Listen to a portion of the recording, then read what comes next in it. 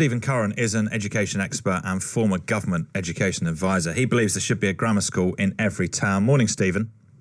Good morning, Rick.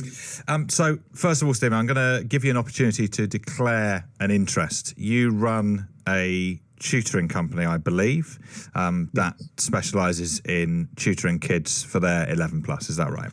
We do tutor children. We tutor children also in Key Stage 3, 7, 8 and 9, Year 7, 8 and 9. And we also tutor children for SATs. So it is broader than that. But yes, I am involved in tuition. I admit that, although my beliefs about grammar schools are separate from that. Okay.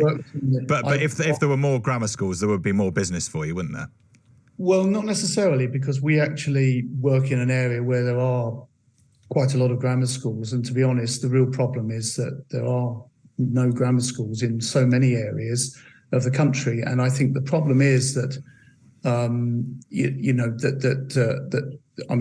read the report, and the difficulty is that in many areas, schools, there are no grammar schools in these deprived areas or poorer areas. So it's hardly surprising that you see wealthier areas that have grammar schools have more children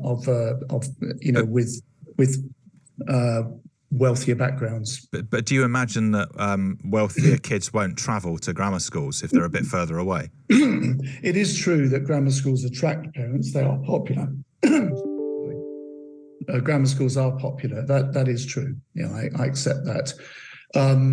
But I think that if there were more opportunities and these schools were more evenly spread, this is something actually that John Major proposed many years ago when he was Prime Minister, that there should be a grammar school in every town. And I agree with that. I think that we need more of an academic mix. I mean, let's not forget.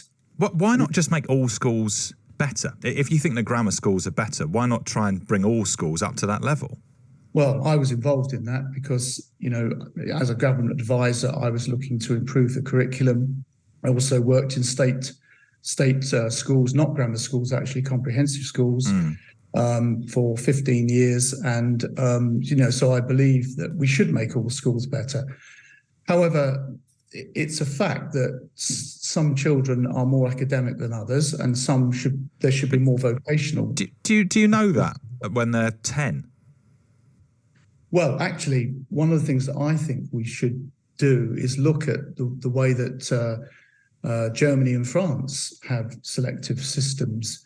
And what they do is they actually, they don't really test children. They assess them later, and then they either go in an academic direction or they go in a more vocational direction and a more technical direction. And that seems to work extremely well. And it's not a political football in Germany or France. It's something that is quite normal. And I think the difficulty here is that we've overemphasized the academic ability, and we've said that this is the only kind of ability, and that's not actually true. People can be talented in many different ways. And I think, the idea that it's only grammar schools that will do this, no, I think we need a broad. Well, one thing I want to say as well, which I think is important, is that the secondary school system is not non-selective in this country. I mean, let's face it, that if you are wealthier and you live in a very, very nice area, you can go to a very nice leafy suburb comprehensive school. If you live in a poorer area, you're often finding that your children will go to a school that is not quite so good. And that doesn't mean all schools in poorer areas are bad. I don't mean that. But it is much more difficult in those areas to raise educational standards. So I think, as I say, selection by wealth is the comprehensive system in this country. If you can afford to buy a house in a particular area, you get that particular school, and that is the way it works. And even though it may sound as if there is equality in the comprehensive system, it isn't equal. It's actually more divisive than grammar schools in many respects, in many areas. I can tell you from my own experience that I worked in one school that was set in a very wealthy area, and all of those children that went there were middle to upper middle class kids. It was like a grammar school in so many ways. And then I worked in another area where children came from a much poorer background, and the schooling was a much harder thing to do. Why? Well, because children came from socially challenging backgrounds, and many of them were children that had one-parent families. There was lots and lots of problems. I mean, those kids were great.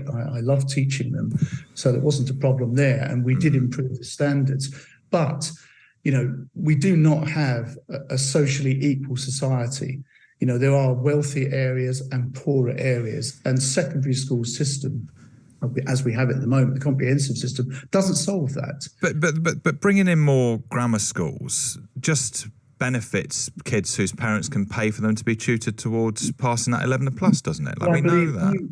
Well, actually, interestingly enough, when there was a full grammar school system across the country, and I'm not advocating a return to that, by the way, when there was a full grammar school system, there wasn't as much tuition because it was much easier to get into grammar schools. In fact, if you go to Northern Ireland, where there's a lot of grammar schools, the emphasis on tuition is much lower. And because, and also there are other ways of looking at school entry as well, where you can, as many of the grammar schools, not all of them I accept, have either given lower pass marks to children from more difficult backgrounds, or made provision for children who are on pupil premium, who are academically, show academic ability in that particular area. So, I think there are ways of mitigating that problem. But quite a few of those measures have been brought in schools in England, grammar schools in England, and they don't appear to be working. Well, it seems that they are working in a lot of them, from what I understand from the report. But I agree, it's still, there needs to be more work on this. I accept that. Also, it's worth saying that back in the sort of early 60s was when grammar schools were at their height, wasn't it? About a quarter of all students would have been going to grammar schools. And even then, when we've looked back at it, kids from lower socioeconomic backgrounds were less likely to go to them. So the problem has persisted, irrespective of the number of grammar schools. Yes, I think you need to look at wider measures. As I've said, one of the things they do in Germany, which is interesting, is it's not a final decision. When children, go down the academic route, if they think that is not the correct route for the child then moves across to either a more vocational, more academic route. So it's much more fluid, and it happens later. I do accept that making the decision early is difficult because children do show potential in particular areas later, and I'm for a system that educates every child to the potential that they have. And that isn't just academic potential, by the way. One of the problems in this country is that we do not have enough vocational technical education, and we're not educating children in the right kind of way. We shouldn't just be focusing on academic ability. That is one kind of ability. And, we shouldn't be over-focused on that. Good to speak to you this morning. Very interesting, Stephen. That's Dr. Stephen Curran, education expert and former government education advisor.